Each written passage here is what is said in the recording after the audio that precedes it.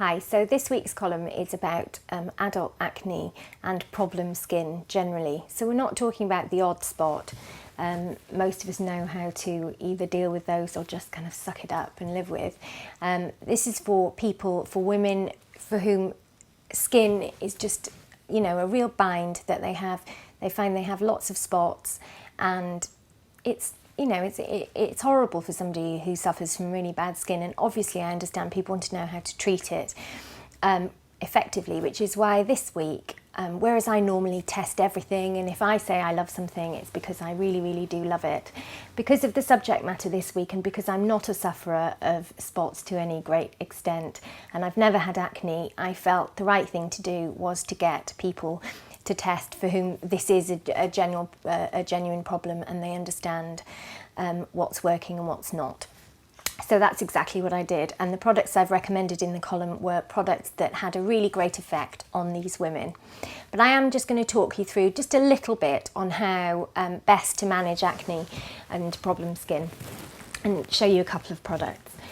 The first thing that I wanted to say about acne is that whatever beauty adverts you've read, whatever products are being sold to you, whatever you fancy trying, please just go to your doctor first. There may be a very straightforward hormonal problem that you can get fixed with proper medication from the doctor that could totally change your skin. I know people who've simply gone on the contraceptive pill, a certain brand of contraceptive pill, and found their skin has cleared up, or they found that they have some kind of hormonal imbalance that needs fixing, or they need to take, sometimes they need to take another form of medication, or they need a retinol cream or something like that. So please go and see your doctor first. There's only so much a beauty product can do topically, and also for something as severe as acne, beauty products work best in conjunction with things that are going on the inside, and only your doctor can help you with that.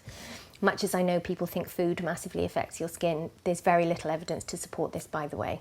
So please do go and see your doctor. However, if you've seen your doctor, or if your acne isn't severe enough to see your doctor, you obviously want to look after your skin with topical products. The very most important thing to tell you about this type of skin is the most important thing to tell you about any type of skin. In my opinion, cleansing is the most important step of your skincare routine. It's cleansing that makes your skin look at its best. It's not cleansing that makes your skin look at its worst. I know many people think that moisturizer is the most important thing, but it's not. A good cleanse is really important. And if you have acne, there is a very good chance that you'll have oily skin, in which case you want a very gentle cleanser that's not going to strip your skin of all the oil, but at the same time isn't going to add any either, maybe with a mild antiseptic quality. So you could use a cream cleanser. A cream is totally fine, by the way, because your cleanser's coming off your skin so quickly, it doesn't matter, it's not like you're going to add oil. So a cream cleanser like Liz Oil Cleanse and Polish, which I know I've recommended a million times, has natural antiseptics in it, like eucalyptus, for example. Or you can use a mild foaming face wash in the shower, or you can just use a really simple cleanser by someone like Simple or Neutrogena, and use the hot cloth method. I've shown you this before, and you can look up the video in the Guardian archive, but the hot cloth method is really, really good for problem skin because you get such a thorough, deep cleanse, and you're also adding water, which is just taking away any oil and that sort of thing, but without stripping your skin. It's also giving you a mild exfoliation, which means if you suffer from blackheads, then that's tackling that too. So you wet the cloth and you wipe off your cleanser with that, rather than using cotton wool that can use residue.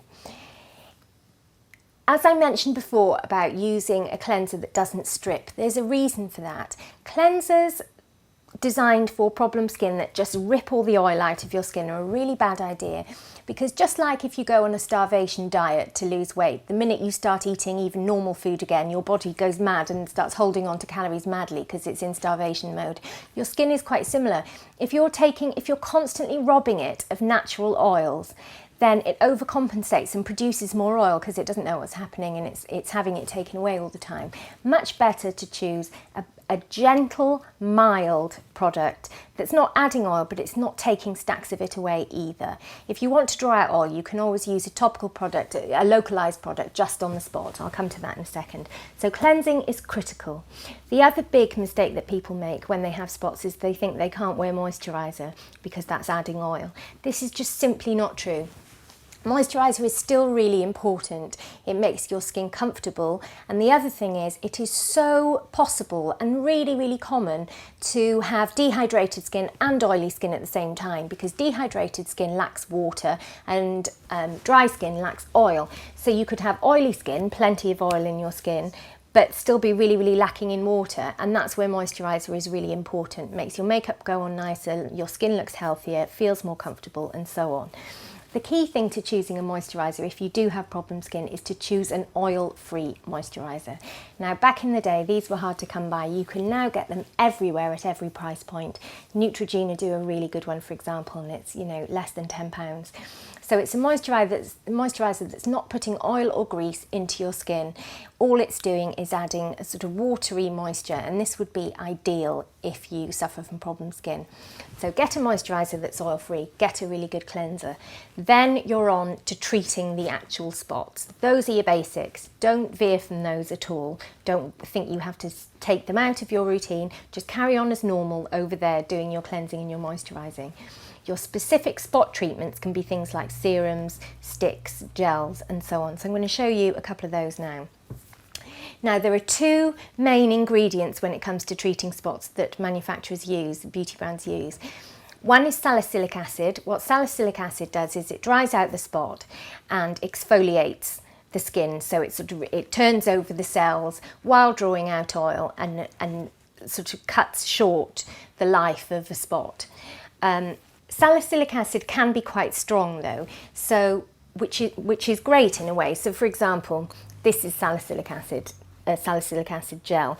So these sort of on-the-spot treatment gels are usually very high in salicylic acid, and you literally just dab them on with a cotton bud and just dab them on the spot itself, maybe 4 times a day, and you'll find that really shortens the lifespan of your spot.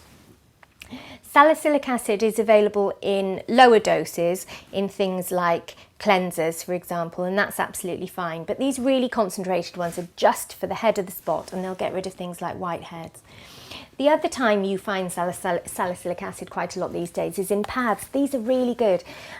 It's a more diluted form of salicylic acid, and pads, these sort of cotton pads, are soaked in the solution, and after you've washed, what you do is you just sweep them over your face, and they take off dead cells, and they leave a little of the acid on your skin, and that helps kind of keep things matte and treats the spot. These are really, really good, and these performed quite well.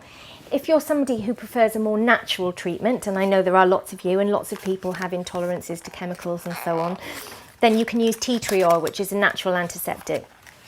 And what tea tree oil will do is just make sure that the bacteria is taken care of. This is tea tree here. Again, it's so concentrated, you just need a little bit, and that will make sure that germs are kept at bay and that spots aren't getting worse. The other thing that you can do when you have problem skin is use a scrub. Now, you need to be careful with these. If you have open sort of weeping spots, a scrub isn't great because you'll get the granules in them, you'll irritate your skin, and often acne-prone skin can be very, very sensitive. You only want to use a scrub with granules if you have sort of quite mild spots, or they're spots under the surface, they work very well. So you can use like you know, a grainy scrub. I always think these are better put on dry skin and then washed off rather than wet skin. But if you have, you know, sort of big open spots, don't use them because you'll just make things worse. Better then to use a liquid exfoliant like a clarifying lotion, for example, that you just put on with cotton wool, or again, you can use these salicylic pads. The other really good way to treat spots is with a serum. Now, as I've said before, serums are for problem solving. Moisturizer is for comfort and protection. Serum is for problem solving. So this is a really good way to slot some treatment into your skincare routine. There are some really good serums now for problem skin. They never used to make them for problem skin, and I think the idea was that people with acne are so young and they're not going to spend money on skincare products. But simply not true. I know women who are in their 30s and 40s who, 30s or 40s who are sick to bloody death of having spots when they're 40, and this is ideal. This one by Ren is really nice. It's called Clear Calm 3 and it's so gentle, it's not harsh at all, and you just put it on under your moisturiser or night cream. They do a moisturiser and night cream in the range, and that will just sort of tackle the spots while the moisturiser's on the surface, keeping things comfortable. They also do a little starter kit as well actually, which is really good, so you can see if that works for you. You should generally see results in a couple of weeks with acne treatments. The other thing that you need to do is you need to protect your skin from the sun. And you may think, oh well, you know, I've got oily skin, I don't need sun protection because I don't have that, I don't burn so easily or whatever. But actually it's really, really important because lots of spot treatments are exfoliants, and if you've exfoliated your skin and you go out in the sun without any protection, you're asking for trouble.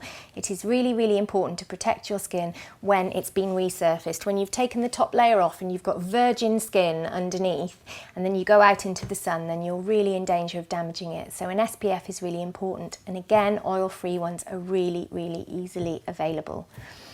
The other thing I mentioned in the column, and no one was more surprised than me by how brilliant it was the no skin device. And there are a few different companies that make these. They're like a thermal gadget. I'm afraid I don't have one with me today.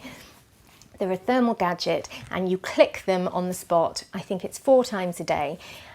I was so shocked, but the results that came through with these from the testing I did were absolutely amazing. And they're about 150 quid, so I'm certainly not saying it's a good idea for everybody. Not everybody can afford that, and it does seem like an extravagance.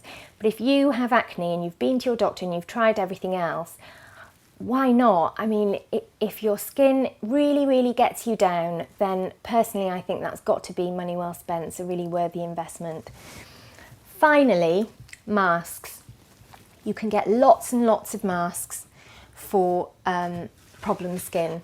Lots of them have salicylic acid in, again, which is the ingredient I was telling you about earlier. And you put them on a couple of times a week and after cleansing, and it just gives you a really deep cleanse and puts spot targeting treatment into your skin. The other ingredient I wanted to tell you about is retinol. Now, you probably know about retinol because it's such a brilliant, it's probably the most effective anti-aging ingredient. It's the one we know works, retinol. But actually retinol was actually discovered and put into products to tackle acne. And retinoids can be absolutely brilliant on acne, really, really effective. You can get retinoids on the NHS, but also companies like Rock do lots of retinoid products. Some brands are known for retinol. Rock is one of them, and retinol can be really, really good on acne. Not so great on the odd spot. Salicylic acid's better for the odd big kind of shining spot on your face, but retinol is really good for sort of acne that's there all the time and quite sort of dispersed all over your face. Retinol can really, really come into its own. But can't stress strongly enough, please go and see your doctor first. There are solutions that are massively, massively helpful. And next week I'm going to show you how to cover up spots with makeup. So get on with treating them, and those ones that hang about we can cover up next week. Thanks a lot. Bye.